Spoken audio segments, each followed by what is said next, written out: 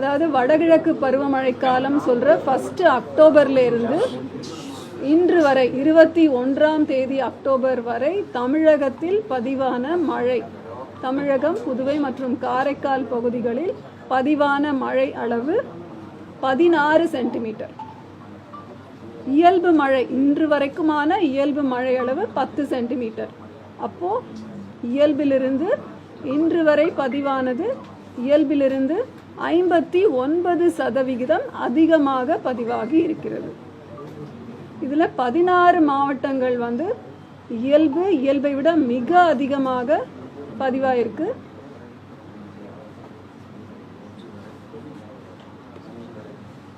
அடுத்த 7 தினங்களுக்கான வானிலை எப்படி இருக்கும் அப்படின்னா, 21 மற்றும் 22 இந்த தேதிகளில் பெரும்பாலான பகுதிகளில் மழை பெய்யும், இடி மின்னலுடன் கூடிய மழை பெய்யும் வாய்ப்பு உண்டு. புதுவை மற்றும் காரைக்காலிலும் இதே போல இடி மின்னலுடன் மழை பெய்ய வாய்ப்புண்டு. 23ஆம் தேதி தமிழகத்தின் அநேக இடங்களில் புதுவை மற்றும் காரைக்கால் பகுதிகளில் மழை பெய்யும் வாய்ப்பு. 24லிருந்து 27 வரைக்கும் தமிழகத்தில் ஒரு சில இடங்களில் புதுவை மற்றும் காரைக்கால் பகுதிகளிலும் மழை பெய்யும் வாய்ப்பு உண்டு. இப்போது கனமழை, மிக கனமழை, அதி கனமழைக்கான எச்சரிக்கை. இப்போ பார்த்தீங்கன்னா இன்று காலையிலிருந்து நாளை காலை 8:30 மணி அளவுடன் எந்தெந்த மாவட்டங்களில் அதி கனமழை எதிர்பார்க்கிறோம் அப்படின்னா, 8 மாவட்டங்களில், கடலோர மாவட்டங்களில் அதி கனமழை எதிர்பார்க்கிறோம். அதோடு கூட தமிழகத்தின் 8 மாவட்டங்கள் மற்றும் புதுவை மற்றும் காரைக்கால் பகுதிகள், 10 மாவட்டங்களில் மிக கனமழை எதிர்பார்க்கிறோம். 7 மாவட்டங்களில் கனமழை. எங்கெல்லாம் அதி கனமழை எதிர்பார்க்கிறோம்? விழுப்புரம், கடலூர், மயிலாடுதுறை, காரைக்கால், புதுவை, அப்புறம் தஞ்சாவூர், நாகப்பட்டினம், புதுக்கோட்டை, ராமநாதபுரம். இதில் இந்த 8 மாவட்டங்கள் கூட புதுச்சேரி மற்றும் காரைக்காலும் சொல்லிட்டேன். நாளை பார்த்தீங்கன்னா 4 மாவட்டங்களில் அதி கனமழை சொல்லியிருக்கோம் புதுச்சேரியோடு. 11 மாவட்டங்கள் மிக கனமழை மற்றும் காரைக்கால். 6 மாவட்டங்களில் கனமழை. எந்த 4 மாவட்டங்கள் அதி கனமழை எதிர்பார்க்கிறோம் 22ஆம் தேதி அக்டோபர்னு சொன்னீங்கன்னா, செங்கல்பட்டு, விழுப்புரம், கடலூர், மயிலாடுதுறை மற்றும் காரைக்கால், புதுச்சேரி. சென்னையை பொறுத்தவரை கேட்டிங்கன்னா, சென்னைக்கு 21 மற்றும் 22ஆம் தேதி நாம் மிக கனமழை எச்சரிக்கை தந்திருக்கிறோம். 23ஆம் தேதி 5 மாவட்டங்களுக்கு மிக கனமழையும், 6 மாவட்டங்கள் மற்றும் புதுச்சேரிக்கு கனமழை எச்சரிக்கையும் தந்திருக்கிறோம். அப்புறம் 24ஆம் தேதி ஒரு 6 மாவட்டங்கள், மலை மாவட்டங்கள், நீலகிரி, கோவை, ஈரோடு மற்றும் கிருஷ்ணகிரி, தருமபுரி, சேலம் கனமழை எதிர்பார்க்கிறோம். ஸோ 4 நாட்களுக்கு இந்த மழைப்பதிவு குறித்து ஒரு தகவல். அது மீனவர்கள் முதலாம் அறிவுறுத்தல் 21ஆம் தேதி காலைக்குள்ள ஆழ்கடலிலிருந்து வராத மீனவர்கள் உடனடியாக கரைக்கு திரும்புமாறு அறிவுறுத்தப்படுகிறார்கள்.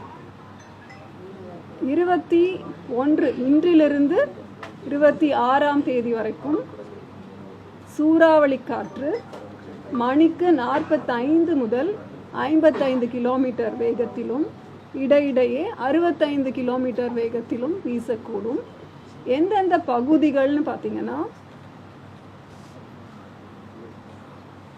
21ஆம் தேதி இப்போ தென் கிழக்கு வங்கக்கடல் பகுதி, அதனை ஒட்டிய தென் மேற்கு வங்கக்கடல் பகுதி, அந்தமான், தெற்கு அந்தமான் பகுதிகள் மற்றும் அரபிக்கடல் பகுதிகளில் கேரள, கர்நாடக கடலோர பகுதிகள், லட்சத்தீவு, மாலத்தீவு பகுதிகள், தென் கிழக்கு அரபிக்கடல் பகுதிகள். 22ஆம் தேதி தமிழக கடலோர பகுதிகள், அதனை ஒட்டிய தெற்கு ஆந்திர கடலோர பகுதிகள் மற்றும் தென்கிழக்கு தென்மேற்கு வங்கக்கடல் பகுதிகள், அந்தமான் தெற்கு அந்தமான் கடல் பகுதிகள், அரபிக்கடல் பகுதிகள். ஸோ 23ஆம் தேதியிலிருந்து 25ஆம் தேதி வரை 26ஆம் தேதி வரை அரபிக்கடல், வங்கக்கடல் மற்றும் தெற்கு அந்தமான் கடல் பகுதிகளுக்கு மீனவர்கள் செல்ல வேண்டாம் என்று அறிவுறுத்தப்பட்டிருக்கிறார்கள்.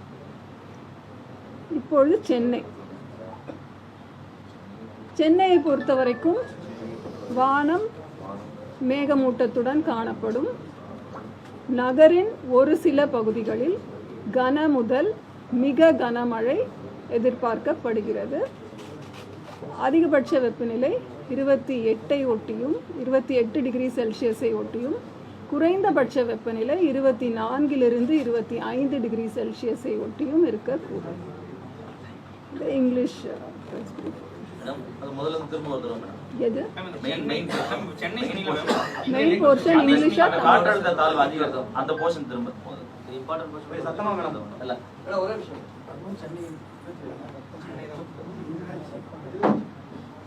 மெயின் போர்ஷன் 3 பகுதிகள். ஒன்று, வங்கக்கடல் பகுதிகளிலே இன்று நிலவிய காற்றழுத்த தாழ்வு பகுதி 8:30 மணி வாக்கில் ஆழ்ந்த காற்றழுத்த தாழ்வு பகுதியாக அதே பகுதிகளில் நிலவுகிறது. அது மேற்கு வடமேற்கு திசையில் நகர்ந்து நாளை 22ஆம் தேதி அக்டோபர் மதியம் தென்மேற்கு மற்றும் அதனை ஒட்டிய மத்திய மேற்கு வங்கக்கடல் பகுதிகளில், வட தமிழக, புதுவை மற்றும் தெற்கு ஆந்திர கடலோர பகுதிகளுக்கு அப்பால் காற்றழுத்த தாழ்வு மண்டலமாக வலுப்பெறும் வாய்ப்பு உள்ளது. காற்றழுத்த தாழ்வு மண்டலம் என்பது டிப்ரெஷன். அதற்கு அடுத்த 24 மணி நேரம், அதாவது நாளை மதியத்திலிருந்து 22ஆம் தேதி அக்டோபர் மதியத்திலிருந்து அடுத்த 24 மணி நேரத்தில் அது மேற்கு வடமேற்கு திசையில் நகர்ந்து வட தமிழக, புதுவை, தெற்கு ஆந்திர கடலோர பகுதிகளை நோக்கி நகர்ந்து மேலும் வலுவடையும் வாய்ப்பு, அதாவது டீப் டிப்ரெஷன், ஆழ்ந்த காற்றழுத்த தாழ்வு மண்டலமாக மாறும் வாய்ப்பு உள்ளது. இது வங்கக்கடல் பகுதி. அதே வங்கக்கடல் பகுதியில் தெற்கு அந்தமான் கடல் மற்றும் அதனை ஒட்டிய பகுதிகளில் ஒரு வளிமண்டல மேலடுக்கு சுழற்சி நிலவுகிறது. அரபிக்கடல் பகுதி பார்த்தீங்கன்னா, நேற்று 20ஆம் தேதி அக்டோபர் தென்கிழக்கு அரபிக்கடல் பகுதிகளில் நிலவிய ஆழ்ந்த காற்றழுத்த தாழ்வு பகுதி இன்று காலை 8:30 மணி அளவில் அது அதே இன்டென்சிட்டி, தட் இஸ் அதே ஆழ்ந்த காற்றழுத்த தாழ்வு பகுதியாகவே நிலவுகிறது. மேற்கு திசையில் மெதுவாக நகர்ந்து அடுத்த 24 மணி நேரத்தில் காற்றழுத்த தாழ்வு மண்டலமாக வலுப்பெறும் வாய்ப்பு உள்ளது. இது அரபிக்கடல் பகுதியில் இருக்கின்ற அந்த ஆழ்ந்த காற்றழுத்த தாழ்வு பகுதியை குறித்த அப்டேட்.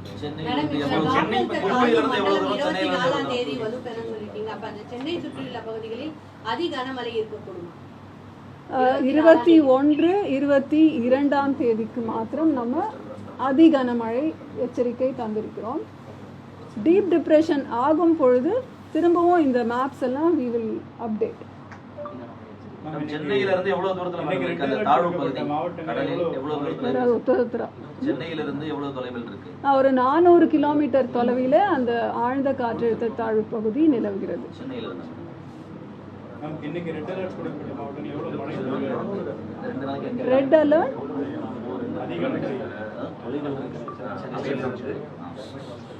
ராமநாதபுரம் ரெட் அலர்ட் கொடுத்துருக்கோம். அதில் இன்னைக்கு வந்து 17 சென்டிமீட்டர் மழை அளவு பதிவாயிருக்கு. அதிகபட்சம் 17 சென்டிமீட்டர். பாம்பனில் 15 சென்டிமீட்டர், மண்டபத்தில் 14 சென்டிமீட்டர். இன்று காலை 8:30 மணி அளவோடு முடிந்தது. இன்றைக்கும் அதிகன மழை எதிர்பார்க்கிறோம். சென்னையை பொறுத்த வரைக்கும் நமக்கு ஒரு 6 சென்டிமீட்டர், மேடவாக்கத்தில் தான் 10 சென்டிமீட்டர் பதிவாயிருந்தது. இப்போ நீங்கள் அரபிக்கடலையே டிப்ரெஷன் இதோ மேலடுக்கு சுழற்சியும் இருக்கு, பிளஸ் காற்றழுத்த தாழ்வு மண்டலமாகவும் இருக்கு, ரெண்டும் இருக்கு. அதாவது முதல்ல மேலடுக்குகளில் இருக்கின்ற காற்றழுத்த மேலடுக்குகள் இருக்கின்ற சுழற்சி தான் வந்து சாதகமான சூழல் நிலவும் பொழுது அது காற்றழுத்த தாழ்வு பகுதியாக மாறும். ஆனால் எப்போவுமே இந்த சீசன்னு பார்த்தீங்கன்னா ஏதோ ஒரு பகுதியில் இந்த காற்றழுத்த சுழற்சி இருந்துட்டு தான் இருக்கும். சைக்ளோனிக் சர்க்குலேஷன்னு சொல்லுவோம். அந்த சுழற்சி இங்கே இருந்துகிட்டே இருக்கும். பர்டிகுலராக அக்டோபர் மாதம்னு பார்த்தீங்கன்னா இந்த ஈக்வட்டோரியல் ட்ரஃப் ஜோன் அப்படின்னு சொல்லுவோம். அந்த இடத்துல இந்த சுழற்சிகள் இருந்துகிட்டே தான் இருக்கும். ரெண்டு வங்கக்கடல்ல ரெண்டு 24th அந்த டிப்ரெஷன் டீப் டிப்ரெஷன் வந்து புயலா மாறதுக்கான காரணம் 24th அன்னைக்கு தெரியுங்களா? நாளை டீப் டிப்ரெஷன் அடுத்த ஸ்டேஜ் வந்து புயல் தான். அதுக்கான பாசிபிலிட்டிஸ் வந்து 24ங்களா? அதாவது நாளைக்கு நமக்கு ஓரளவுக்கு சரியா சொல்ல முடியும். டீப் டிப்ரெஷனோட அடுத்த ஸ்டேஜ் நாளைக்கு தான் சொல்லுவாங்க. பட் டைலூட்டாகவும் பாசிபிள் இருக்கு. டிப்ரெஷன் ஆன உடனே நம்மளால அதை சொல்ல முடியும். ஒரு டைலூட்டாக பாசிபிள் இருக்குங்களா? அதாவது பல மாடல்ஸ் நம்ம எல்லாமே வந்து ஃபோர்சி பண்ணுறது வந்து கணினிசார் கணிப்புகள் தான். நியூமரிக்கல் வெதர் ப்ரெடிக்ஷன் மாடல்ஸ் ஒரு 10 மாடல்ஸ் இருக்குதுன்னு வச்சுக்கோங்க. ஒரு மாடலும் ஒரு மாதிரி சொல்லும். அதில் ஒரு டைவர்ஜன்ஸ் இருக்கும். அதாவது பரந்த ஒரு ஏரியாவை அது குறிப்பாக சொல்லும். ஆனால் நம்ம தரவுகளையும் நம்ம பார்க்கணும். எப்படின்னா ஐஎம்டியில் கோஸ்டல் கடலோர பகுதிகளில் நிறைய அப்சர்வேட்ரிஸ் இருக்குது. அந்த அப்சர்வேட்ரிஸ்லாம் நமக்கு வந்து காற்றின் அழுத்தம், காற்றின் வேகம், திசை இதெல்லாம் காணிச்சிட்டே வரும்.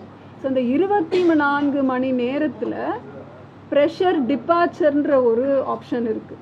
அந்த ப்ரெஷர் எவ்வளவு குறைவாக இருக்கிறது அப்படின்ற ஒரு தரவு நம்மகிட்ட கிடைச்சா எந்த இடத்தை நோக்கி அந்த ஒரு சிஸ்டம் நகர்ந்து கொண்டிருக்கிறது அப்படின்ற ஒரு கணிப்பு நம்மளுக்கு கரெக்டாக சொல்ல முடியும்.